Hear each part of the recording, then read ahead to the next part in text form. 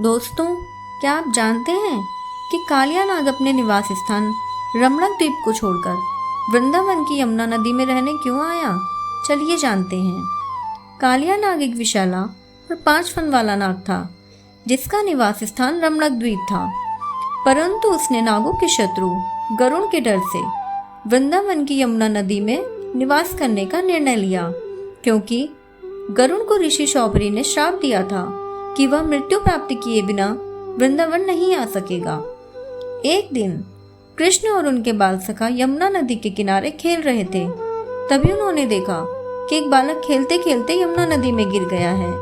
यह देखकर अन्य ग्रामीण वासी भी अत्यंत भयभीत होकर कहने लगे कि अब इस बालक को कौन बचाएगा? इस नदी में तो कालिया नाग का वास है। यह सुनते ही श्री कृष्ण ने बालक को बचाने के लिए यमुना नदी में छलांग लगा दी और वहां कालिया नाग से बालक को मुक्त करने के लिए कहा। परंतु कालिया नाग ने श्री कृष्ण को युद्ध के लिए ललकारा और श्री कृष्ण और कालिया नाग के बीच घमासान युद्ध शुरू हो गया। कालिया नाग ने अपने विशाल शरीर से श्री कृष्ण को पकड़ लिया, परंतु कृष्ण ने अपने शरीर का विस्तार करके स्वयं को सहजता से छुड़ा लिया और कालिया नाग के सिर पर जाकर नृत्य करने लगे। श्री कृष्ण के प्रत्येक नृत्य करते कदमों के साथ कालिया नाग कमजोर पड़ने लगा।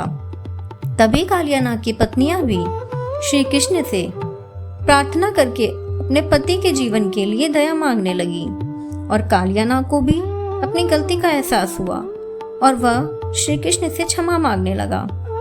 तब श्री कृष्ण ने कालिया नाग को यमुना नदी छोड़कर पुनः अपने निवास स्थान जाने का आदेश दिया और उसे यह वचन दिया कि उसे अब गरुड़ द्वारा कभी परेशान नहीं किया जाएगा। इस समस्त घटना को कालिया मर्दन के नाम से भी जाना जाने लगा।